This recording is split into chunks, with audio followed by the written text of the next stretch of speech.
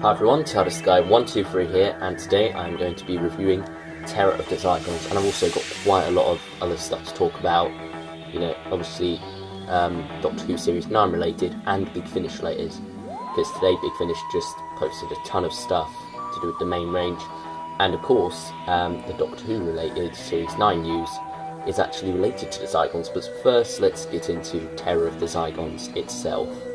So here is the front of the cover with Dr. Who logo there, and the Zygon kind of like really emerged with this bit here, which is quite unusual. Usually they would stick out a bit like Tom Baker does there, but you don't really see them actually taking up the whole cover. So that makes this quite an interesting cover to start with. And then you've also got the Skarasen down there, another Zygon right there. This is Broton. I'm not sure whether I called him Broton or just the Zygon earlier, but that is Broton, the warlord of the Zygons, and they have a rig exploding and Tom Baker. So this is one of the later covers, and as such it is a very luscious and nice cover. It really does engage in the story quite a lot. I really do like this cover. And down here you have the Tom Baker years, 1974 to 81, and also I like the fieriness of it, and it really does pop out at you and stands out. And you've got the Tom Baker logo down there. On the side here we have Doctor Who, Tom Baker, Terror of the Zygons, and BBC to Entertain logo. And back here we have the director's cut, which is quite a nice little bit there. It's a short little scene between Sarah, Harry and the Doctor. It's nothing substantial, it doesn't add to the story itself in terms of plot, but it's just nice to have that, and it's nice to have those extra 30 seconds to a minute worth of Tom Baker, Elizabeth Sladen and Ian Marter all together. It's just so wonderful to have that here. And also down there you have the commentary with Philip Hinchcliffe, writer Robert Banks Stewart, production unit manager, etc, etc. I haven't listened to the commentary fully. I did listen to a bit of it, and it's okay so far. I do prefer the ones where they get the original cast. I really do love the Peter Davison ones. Those ones are very interesting, where you've got Peter Davison, Sarah Sutton, Janet Fielding and Matthew Horthouse. They're just a blast as a group, they are. And then you've got Remembering Douglas Camfield, Unit Family Part 3, Scotch Mist in Sussex, which is the cast and crew looking back on the making of the story, and you've got loads of other special features. It's got quite a lot of special features actually, and some very interesting ones too. I feel you definitely get some real value for money with this. I believe I bought it like as soon as it came out, so I got it for about 15 quid. It's now gone down to about 6 or 7 quid. So if you see it for that price, definitely pick it up. It was actually well worth the 13, 14 quid, whatever I spent. But anyway, enough about my monetary spendings. Let's have a look on the inside. And right there you have the booklet with Broton there. Disc 1 with the Doctor and the Skarasen. And disc 2 with Broton again. Now let's take the booklet out. See all those special features there and the people involved in the commentary and chapter points. It is a 4-parter, of course. So then, if you couldn't already tell, I am really enthusiastic about this story. I really do think it is a wonderful piece of television. It's not one of my favourite Tom Baker stories, but nevertheless it is very high up there. It's just a lot of fun, to be honest. Especially the first 3 episodes. There's something wonderful about that TARDIS crew: Tom Baker, Elizabeth Sladen, and Ian Marter as Harry Sullivan. They all work together so well. And just at the start, where you see the Doctor in this costume here, and then Sarah wearing his trademark hat, and Ian wearing the Doctor's trademark scarf, and there's just something so wonderful about that scene where you just see them walking in that. There's just such a dynamic there that really is, I don't know, actions speak louder than words in that sense, and it's shown throughout the story, to be honest, even though they do spend a fair bit of it apart, and you do get to see them as individuals working very well. especially Sarah. There are some parts which I feel they may have gone a bit too far in kind of like offending Scottish people. I don't know, I'm not Scottish, so I'm not sure how I would feel about that. But, you know, it's just something that it feels, did you really have to go there? Is that really necessary for the humour of the story? And at times it does make Sarah feel like a bit, like, she's gone a bit too far, I guess. And the Doctor doesn't do it as much, and the Doctor kind of like gives her a stern, not stern talking to, but just kind of like comments or something, and Sarah's just like, when he's talking about the lament for the dead. Yeah, that's a nice little bit there. And then Harry, also, as well, Ian Martin gets quite a good bit to do here. This is technically his last story as a regular, although he does appear once more in the Android Invasion, but that's not really the best outing for him. This one, however, is a good way to see him off.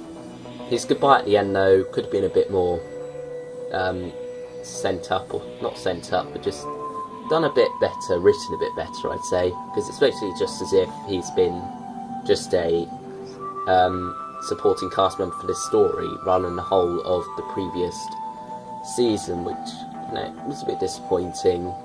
But nevertheless, we then get stories with the Doctor and Sarah on their own. Would I have liked to see Harry safe in them stories? I don't know, to be honest. Not that I have anything against Harry, but I feel those stories work quite well without him.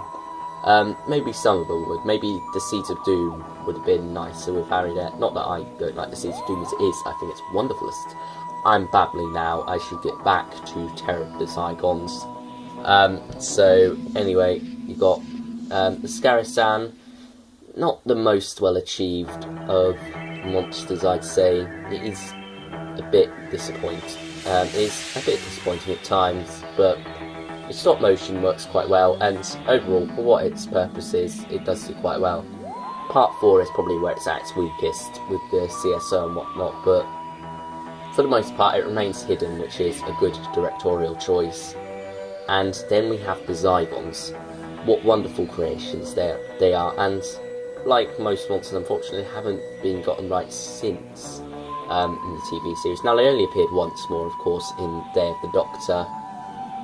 They were quite disappointing that, you know, they didn't look terrible at all. I think they kept the basic look, which is good. That was very nice. The voice worked. Just in terms of plot, they were just superfluous. They didn't really need to be there. And, you know, they didn't really keep the continuity of the idea of body prints and whatnot.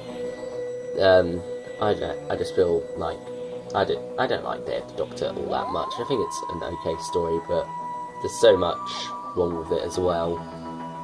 But, you know, the Zygons here, for 1975, these are absolutely wonderful costumes. I mean, just look at them here. Obviously it's been done up a bit for the cover, but, you know, they're just wonderful. The eyes there and whatnot, it just blends so nicely together, and you really do get the feel that they're this alien species. And, you know, they've each got their own individual character, kind of. They don't really get to be explored all that much. It's just mainly Broton, of course, being the main Zygon. And it's also nice how they're slightly different. Now, normally when the monsters aren't uniform, you kind of get a bit annoyed. I don't know, maybe not annoyed, but it just looks a bit tacky. But here it makes sense because they are flesh creatures, they're not all going to look the same.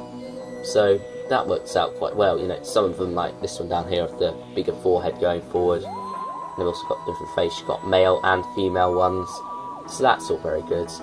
And I really can't keep going on about this story. There's so much I want to talk about, and I don't really have the time, or else I'd bore you all to death. But finally, let's talk about the Brigadier's role in this story.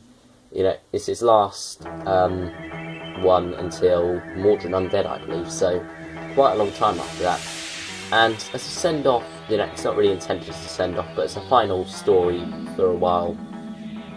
It's a good one for him to go out on, and he finally gets his wish to have a monster that isn't immune to bullets. So that's very nice of him, and Nicholas Courtney, of course, does an amazing job.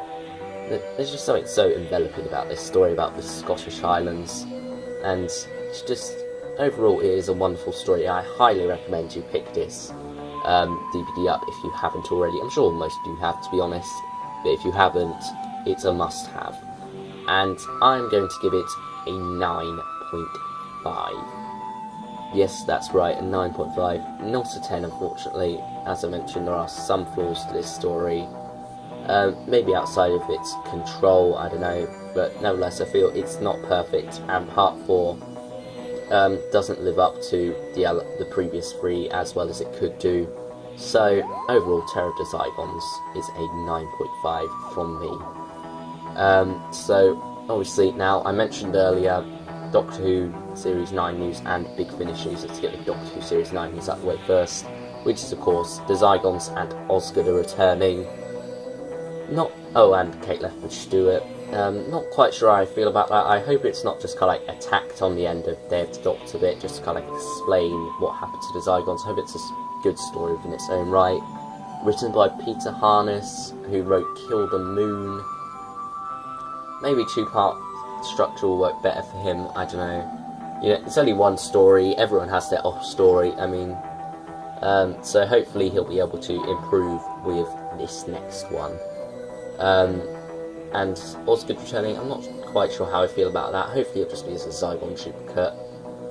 How that's going to work about the body print, I don't know, but I already discarded that in Day of the Doctor. It's too much unknowns to really go into detail about this, but overall, hoping they do a good job with that. And finally, of course, mentioned Big Finish news. Today they released 3 covers for main range releases. The next 7th Doctor trilogy, which is We Are the Daleks, The Warehouse, and Terror of the Sontarans. I will be reviewing them as and when they come out eventually. I do have them on order, well, as part of a subscription. And they are some very nice covers. They really are striking, and especially We Are the Daleks. That's a great cover. Can't talk too much about that, but overall a very nice set of covers there. And yeah, just really looking forward to that. And then there's also some other later down the line news with some other stories, like The Waters of Amsterdam is the first story for 2016, I believe. And I can't remember what the other ones are called off the top of my head. But, you know, some interesting titles there, and also the writers were announced. So, and You Are the Doctor and Other Stories, which is the December release. Presumably Sylvester McCoy anthology, but I don't know. It looks quite interesting, I guess. It's hard to tell at this point, but some good titles and some good writers announced for that as well. And finally, there is the Bernie Summerfield Series 2, The Triumph of Sutekh trailer. Yeah, so much came out today in terms of Big Finish. It really is surprising how they cram all that in to one day, and as well as an offer. I guess it's on the build-up to the world's Big Finish, the one so big, I don't know. But it's quite an interesting trailer, I feel. Of course, it's wonderful to hear Gabriel Wolf back. I think it's Gabriel Wolf back as Sutekh. He does a wonderful job at that, and really does fit with Sylvester McCoy's Doctor, I feel. So that's very nice. There's some very strong bits in that trailer. So overall, what a wonderful day this has been for Big Finish fans and Doctor Who fans, and I hope you've enjoyed my review of Terror of the Zygons. I hope I didn't bore you to death by going into too much detail as how much I love this story. So anyway, thank you for watching, everyone, and I will see you all next time. Bye, everyone.